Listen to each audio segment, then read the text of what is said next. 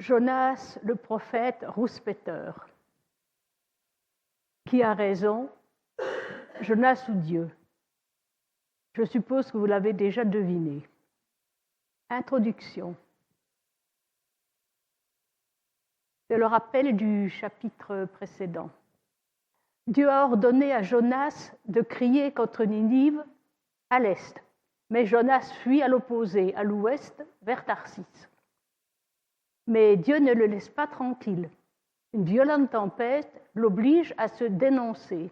« Je suis hébreu, je crains l'Éternel. » Et Jonas avoue aussi qu'il fuit Dieu. « C'est moi qui provoque cette grande tempête, alors jetez-moi dans la mer, et la mer se calmera. » Il coule au fond, et il se fait avaler par un grand poisson.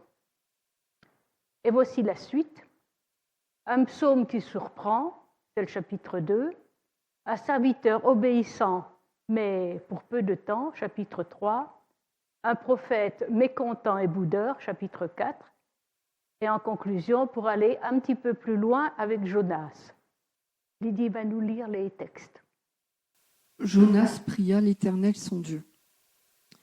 Dans ma détresse, j'ai fait appel à l'Éternel et il m'a répondu. Du milieu du séjour des morts, j'ai appelé au secours et tu as entendu ma voix. Je suis chassé loin de ton regard, mais je verrai encore ton Saint-Temple. L'eau m'a couvert jusqu'à m'enlever la vie. Mais tu m'as fait remonter, vivant, du gouffre, Éternel mon Dieu. Quand mon âme était abattue en moi, je me suis souvenu de l'Éternel et ma prière est parvenue jusqu'à toi dans ton Saint-Temple. Quant à moi, je t'offrirai des sacrifices avec un cri de reconnaissance. J'accomplirai les vœux que j'ai faits. Le salut vient de l'Éternel. Poisson, Jonas pria l'Éternel son Dieu. Si vous regardez l'image, c'est un petit clin d'œil du dessinateur, Dieu a même installé un tapis de prière sous les genoux de Jonas dans le ventre du poisson. Je ne sais pas si on le voit bien, mais en tout cas, il y a un tapis de prière, ce qui signifie que Jonas pourra dire son psaume selon les règles de la religion juive. C'est un psaume qui nous surprend.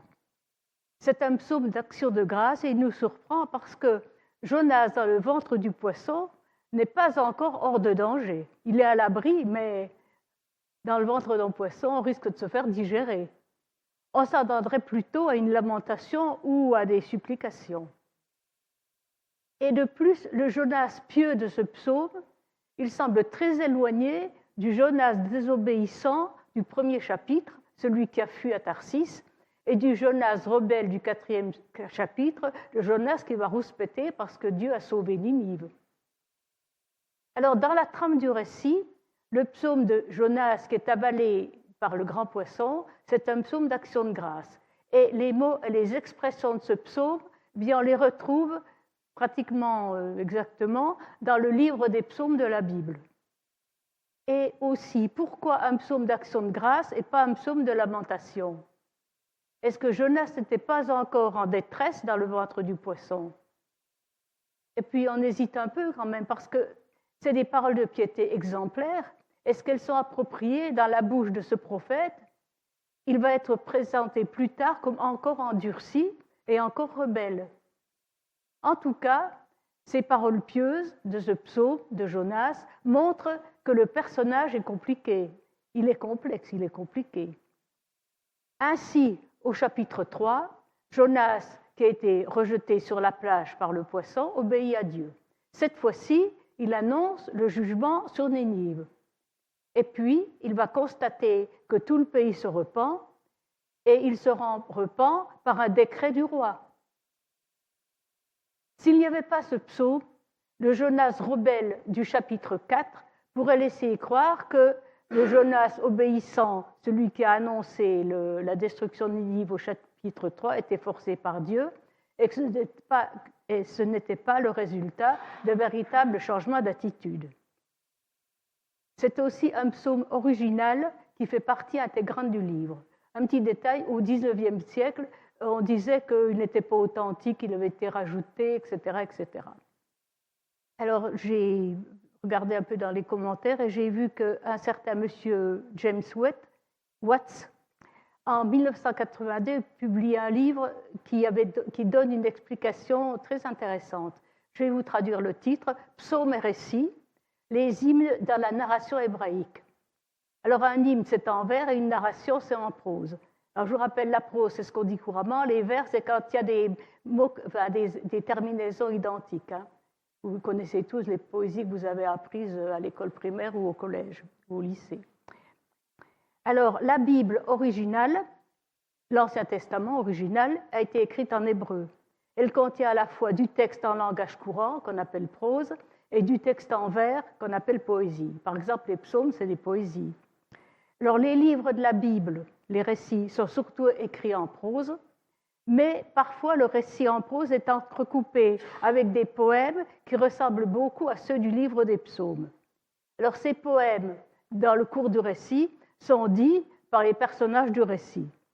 Alors, ils n'ont pas pour but de faire avancer l'intrigue du récit, l'aventure que le récit raconte, mais à faire des descriptions vivantes des sentiments des personnages, à expliquer leurs émotions, à approfondir leurs particularités. Donc, récit en prose entrecoupé de détails, de vers, qui donnent des détails sur le sentiment ou les idées des personnages. Un détail important qui n'apparaît pas dans les traductions, les annonces prophétiques des prophètes sont toujours exprimées en vers. Alors, quel est le but du psaume de Jonas ? Il aide le lecteur à s'identifier à ce personnage du récit. Il nous fait comprendre sa complexité, on dirait sa complication, et ses contradictions. Et pourquoi pas, il nous fait aussi comprendre les nôtres. Il nous montre la fragilité de la fidélité humaine envers Dieu. Dans le premier chapitre, Jonas s'enfuit loin de Dieu. Dans le deuxième chapitre, il montre un désir sincère d'adorer Dieu dans son temple. Et nous, comme Jonas, nous fuyons parfois le Dieu que nous prétendons aimer et servir. Parfois, nous n'avons pas envie de lire la Bible, nous n'avons pas envie d'aller à l'église. Et même la suroccupation par les loisirs et aussi par le travail, même pour Dieu, peut être une sorte de fuite. Et parfois, nous avons aussi des périodes d'engagement passionné envers Dieu. Alors, si nous prenons conscience de notre profonde fidélité, nous devrions être plus reconnaissants de la fidélité de Dieu. Dieu est le même hier, aujourd'hui et éternellement, c'est Hébreux 13. Il demeure fidèle, même lorsque nous sommes infidèles, 2 Timothée 2. Il nous a aimés quand nous étions encore pécheurs, Romains 5. Notre relation avec Dieu, depuis ses origines, repose sur son œuvre de grâce. Dia 4. Alors pourquoi 3 jours et 3 nuits dans le ventre du poisson ? Bien, c'est prophétique. Parce que Jonas est le signe de la mort, de l'ensevelissement et de la résurrection du Christ.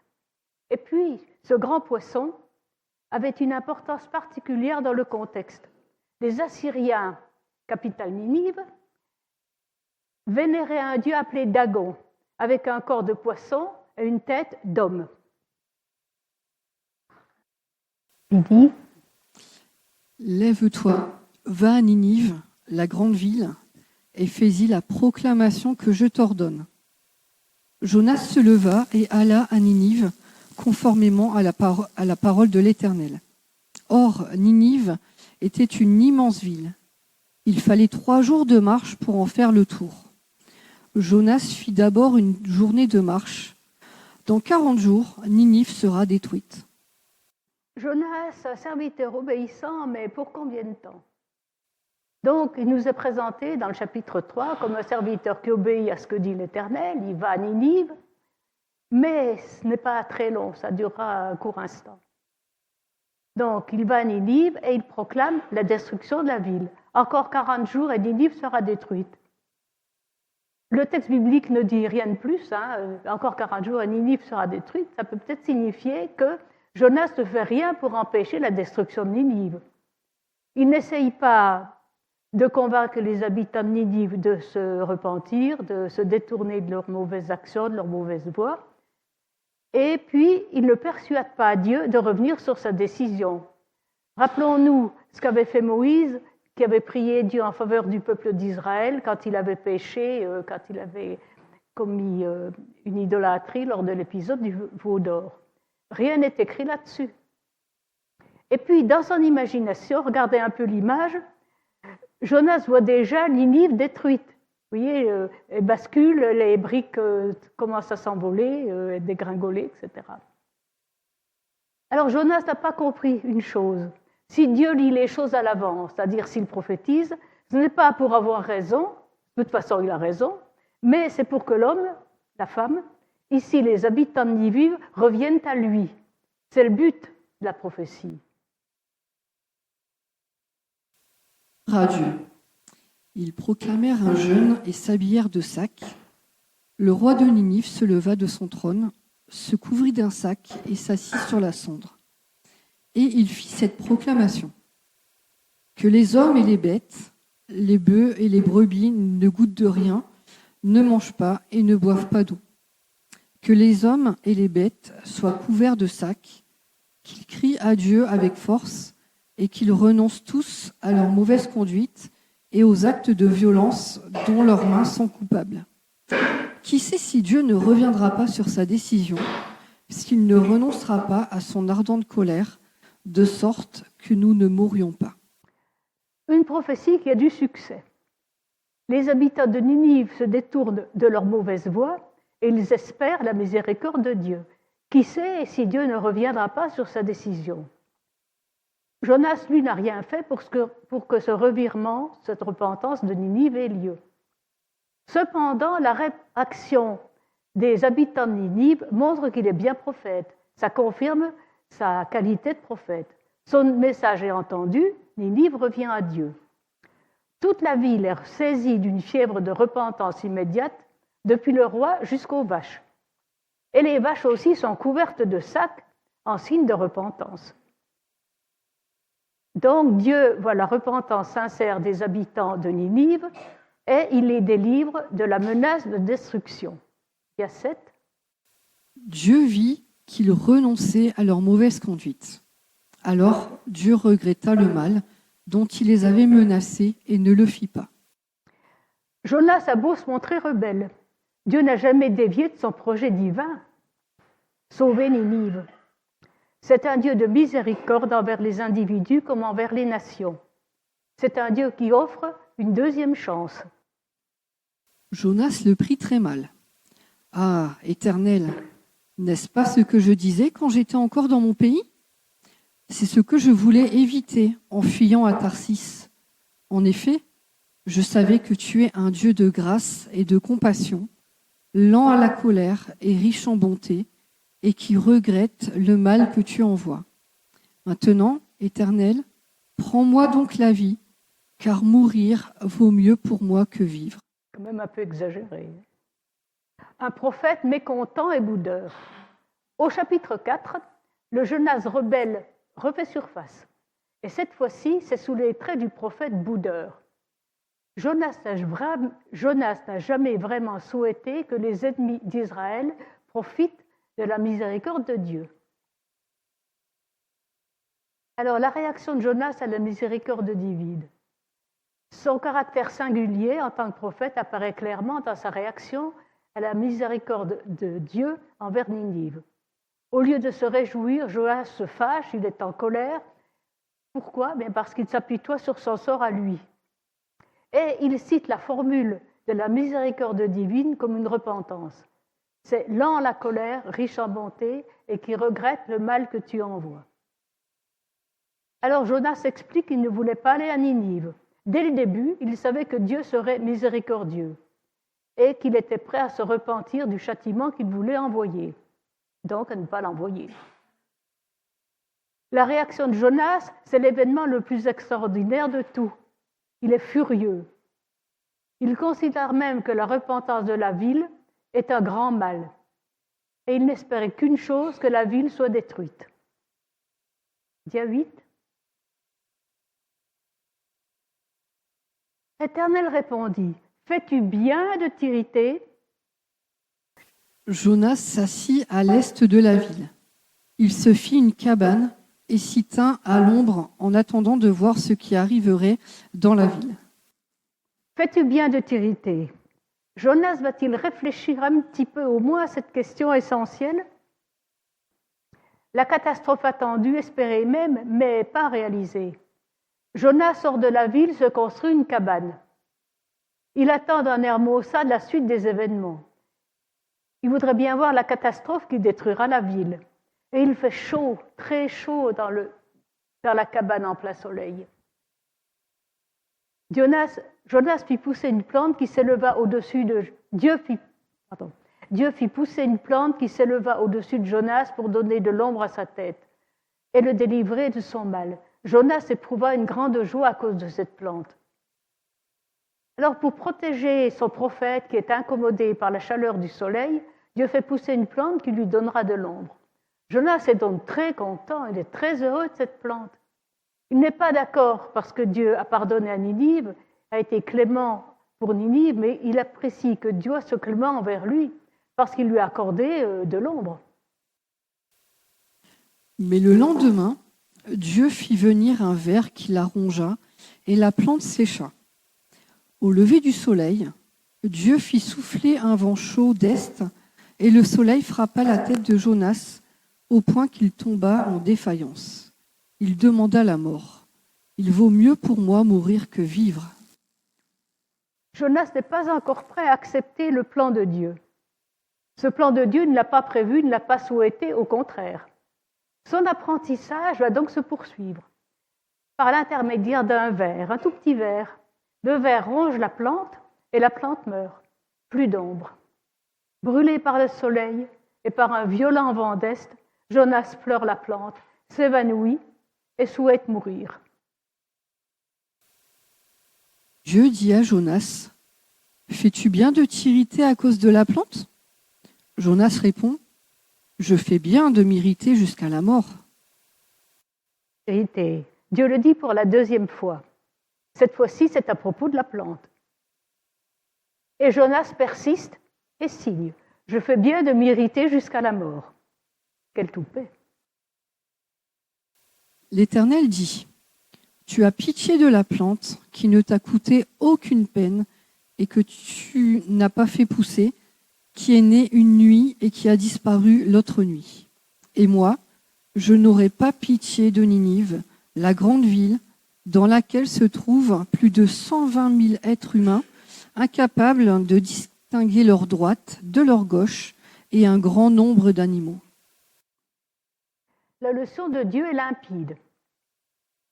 Dieu a commencé par épargner une plante pour le réconfort de Jonas. Alors pourquoi ne déciderait-il pas d'épargner une ville qui avait crié vers lui dans la détresse et dans la repentance?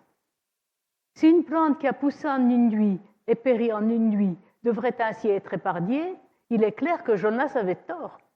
Il avait tort de reprocher à Dieu d'avoir fait miséricorde à une ville d'environ 600 000 personnes avec un important troupeau de bovins.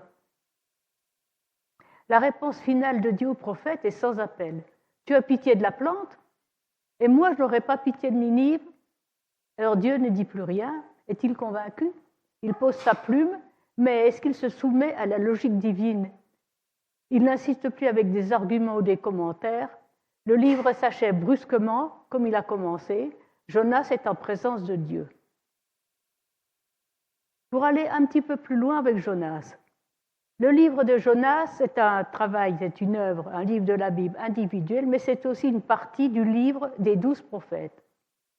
Nos traductions l'abordent généralement comme un écrit individuel. On l'appelle d'ailleurs petit prophète, pas parce qu'il n'est pas important, mais parce qu'il est court.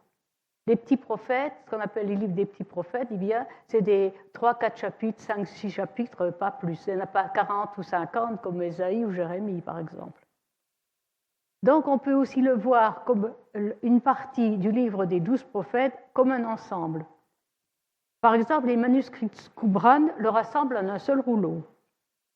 Par exemple, Jonas aborde le repentir et le salut à Ninive, Michée prédit le jugement sur la Syrie, donc Ninive, et Naoum décrit la chute de Ninive, qui, en fin de compte, refusent de se repentir. Mais ce n'est pas le même jour, ce n'est pas la même période.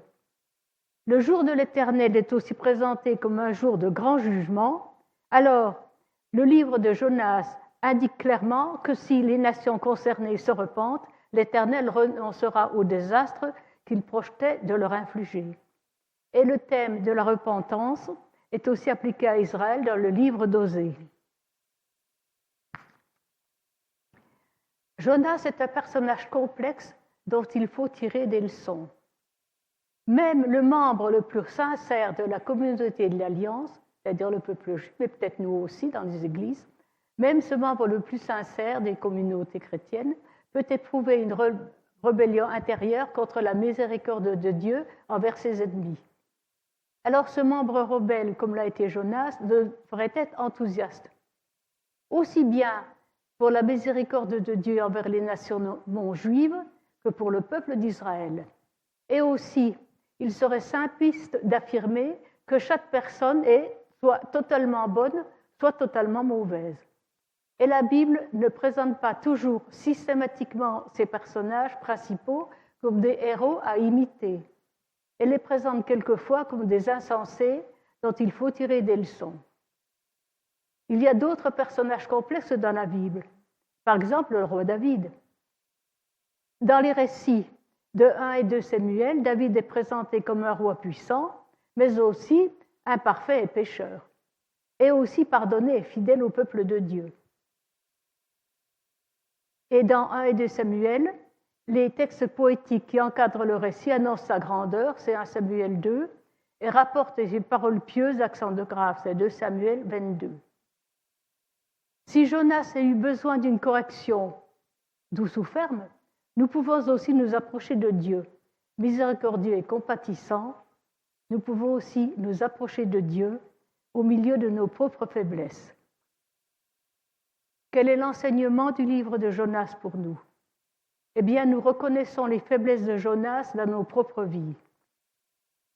Dieu intervient et guide les hommes dans leurs affaires. Il se soucie de villes comme Ninive, tant son amour est grand. Sa grâce est sans frontières. Il est impossible de tomber si bas qu'il ne nous fasse pas miséricorde. Nous pouvons confier nos vies à la sagesse et au conseil de Dieu. Nous savons qu'il fait toutes les choses bien. Le véritable miracle du livre de Jonas, ce n'est pas qu'il a échappé à la mort parce que le grand poisson l'a englouti. C'est la miséricorde du Créateur. C'est la miséricorde du Créateur de l'univers envers sa création. Ce n'est pas la justice sévère que les êtres humains mériteraient amplement. Et avant tout, Jonas nous renvoie à notre Seigneur Jésus-Christ. Jonas nous rappelle celui que la mort n'a pas pu retenir. Nous sommes ainsi appelés à l'aimer plus pleinement, à le suivre avec une confiance plus absolue et à le servir avec joie, en nous abandonnant entièrement à sa volonté parfaite. Amen. Merci Seigneur de nous laisser réfléchir et penser que tu es un Dieu de miséricorde et de bonté et que quand nous avons failli